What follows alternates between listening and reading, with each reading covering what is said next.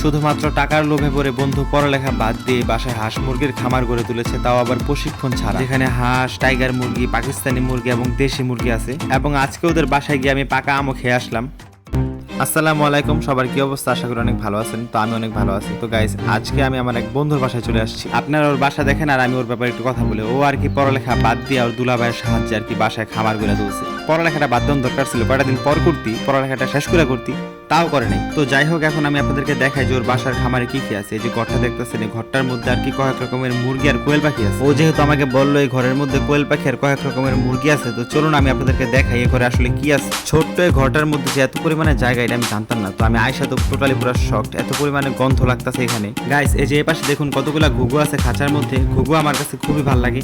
তো আমি বন্ধুরে বলতেছি, বন্ধু এই ঘরে তো অনেকগুলো জানালা আছে, জানালাগুলো সব খুলে রাখ, তাহলে ঘরের মধ্যে দুর্গন্ধ হইব। এই যে এগুলো হলো পাকিস্তানি মুরগির বাচ্চা। তো বন্ধু আমার বলতেছে, এখন যদি জানালা খুলে রাখি বাচ্চাগুলো তো ছোট ছোট কাউ এসে নিয়ে যায়। এই যে এই পাশে খাঁচার মধ্যে আছে কক মুরগি, দেশি মুরগি, তারপর আছে কোয়েল পাখি। তো এই যে একটা কক মুরগির বাচ্চার সাথে আমি একটু দুষ্টামি করতেছি। এখানে আর কি অনেকগুলো বাচ্চা আনছিল, কিন্তু সবগুলো বাচ্চা ঠিকই নেই। এই জন্য বলছিলাম গাইস, ওর একটু প্রশিক্ষণ নেওয়া দরকার ছিল। আর সবচেয়ে ইন্টারেস্টিং বিষয় কি জানেন? এই যে দেখেন বাচ্চা ফোটানোর জন্য মেশিং এর মধ্যে কত রকমের মুরগির ডিম দিছে, এটা আমি কখনো দেখিনি। এটা দেখার প্রতি আমার অনেক ইন্টারেস্ট ছিল। তো আমি চিন্তা করছি নেক্সট ডে বাচ্চাগুলো যখন ফুটে বের হবে তখন আমি একটা ব্লগ করবো। তো যারা দেখতে চান তারা অবশ্যই আমার পেজটি ফলো করে রাখবেন। এই যে দেখেন বাচ্চাগুলোর জন্য অগ্রিম মজুত করে রাখছে জায়গা। আর এই যে দেখেন এই খাঁচার মধ্যে কতগুলা দেশি মুরগি আছে। তো এগুলো আর কি এখনো খাওয়ার উপযোগী হয় নাই, কিন্তু মোটামুটি সাইজের হয়েছে। তো যারা রোগী টুগী মানুষ তারা কিন্তু অনায়াসে খাইতে পারে। এখন আমি আপনাদেরকে দেখাবো ওরা যে ঘরে বসবাস করে, এই ঘরের নিচে এই জায়গাটাকে বলে আমাদের মুন্সিগঞ্জের ভাষায় পাটাতন। এই পাটাতনের নিচে আর কি বড় মুরগির খামার দিচ্ছে। তো এই মুরগিগুলোর নাম আমারও কি জানি বললো, আমার ঠিক খেয়াল নাই। তো গাইস, আপনারা যারা জানেন তারা অবশ্যই কমেন্টে জানাবেন। এখন বন্ধু আর কি মুরগিটির দিকে এক নজরে তাকায় আছে। তো ওরা আমি বলতেছি, বন্ধু এই মুরগির কি ডিম ঠিম পারছে রে?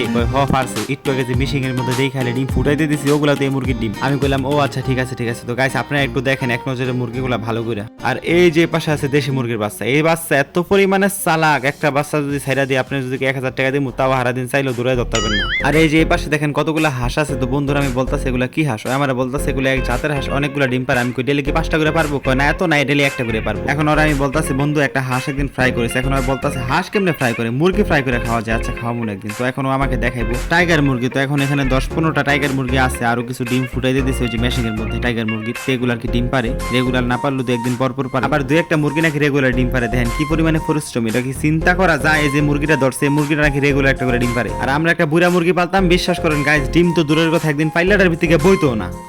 চেষ্টা করে দেখি, দিনটা বইরা খাইয়া করতো। এর লেগে একদিন দিছে আল্লাহ নামে নিজেরাই খাইয়া। আর এই যে এখানে দেখেন 150 হাঁসের বাচ্চা কিনে আনছে, এখান থেকে মাত্র 35টা হাঁসের বাচ্চা ঠিক আছে। দেখেন কত পরিমাণে ওদের প্রশিক্ষণের অভাব। তোরা আমি বলতাছি, বন্ধু তুই একটু ভালো করে প্রশিক্ষণ নে, প্রশিক্ষণ নিলে তুই কিছু করতে পারবি। তো আমারে বলতাছে আম্মু আর আব্বু প্রতিদিন ইউটিউবে ভিডিও দেখে এগুলা নিয়ে। আমি তারা দেখুক, তোর একটু কিছু করা দরকার। তো এই পাশে দেখলাম একটি ঘরের দুয়ারের সামনে আন্টি আর কি আমসত্ব বানায় রোদে শুকাইতে দিছে। তো আমাদের বাসায় কি কখনো আমসত্ব বানায় না। আমসত্ব তো দূরের কথা, কোনো ধরনের আমের আচার বানায় না, কারণ আমরা কখনো এগুলো খাই না।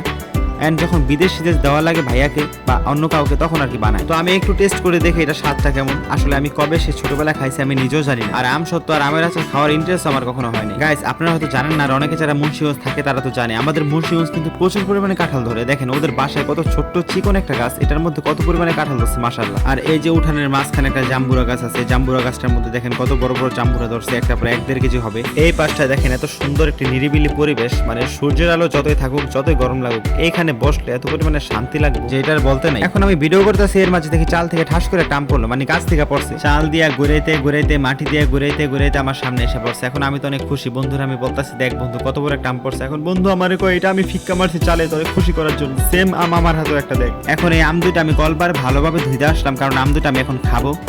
এই যে দেখেন আমার হাতে আম, 2টা আম আছে আর সাথে আছে একটা আপেল। তো আপেলটা আমি খাইতে চাই না, বন্ধু আমার জোর করে দিছে। তো আমি আপেলটাকে 2-1 কামড় খাই ওরে দিয়ে দিব, না পরে দিয়ে দিব। আপাতত 3টা একসাথে রাখলাম, দেখতে সুন্দর লাগে। তো আল্লাহর নামলে আমি আমটা কামড় দিলাম। তো বন্ধু আমার বলতেছে, বন্ধু এটা এমনি খাইছে, এটা বড়ি দেখ কাইটা খা। আমি কইতাছি এবারে তুই চুপ থাক, আমার মতো খাইতে দে। ও আমারে কইতাছে যদি এটার মধ্যে পোক দেখো তাহলে তোর খাওয়া কিন্তু বন্ধ হয়ে যাবে। আমি কই বন্ধু না, পোক হইব না, দেখ এটার মধ্যে কোনো পোক হয় না, আমি কত সুন্দর করে খাইতাছি, এত পরিমাণে মিষ্টি। আর আমটার সাইজও কিন্তু গাইস অনেক বড়, দেখছেন এটা মানে 2-3টা আম খাইলে আর কি অনায়াসে পেট ভরে যায়। আমার বন্ধুর বাসায় সবার আমের দাওয়াত রইলো, সবাই আম খেয়ে যাবেন আর ওর মাথায় টোটো দেবেন। অ্যাকচুয়ালি গাইস আম খাওয়ার পর আমি আপেলটা খাইতাছি। এখন দেখি আমার কাছে আপেলটা কোনো পদই লাগতেছে না, কারণ মিষ্টিও লাগতেছে না, চুকও লাগতেছে না, একবার পাইনা লাগতেছে, কারণ আম যেহেতু মিষ্টি ছিল। এখন আর কি বন্ধু ঢাকা যাবো, ওর একটু কাজ আছে। তো ঢাকা যাওয়ার আগে আমি ওর মুখ থেকে আপনাদেরকে শুনাই যে ও টাকার জন্য আর কি খামার দিছে। আচ্ছা বন্ধু, তুই তো এখন ঢাকা যাবি, তোর আমি লাস্টে জিগাই, ঠিক আছে? তুই পড়ালেখা বাদ দিয়া মুরগির খামার কেন দিলি?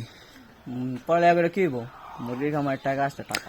শুনছেন নি কথাটা, দেখছেন একটুখানি পোলা পাইন কি পরিমাণে টাকাটা চিনছে, টাকার প্রতি কি পরিমাণে লোভ, এমনি হাত দিয়া দেখায় টাকাইবো টাকা, মানে কি কইতাম কোন।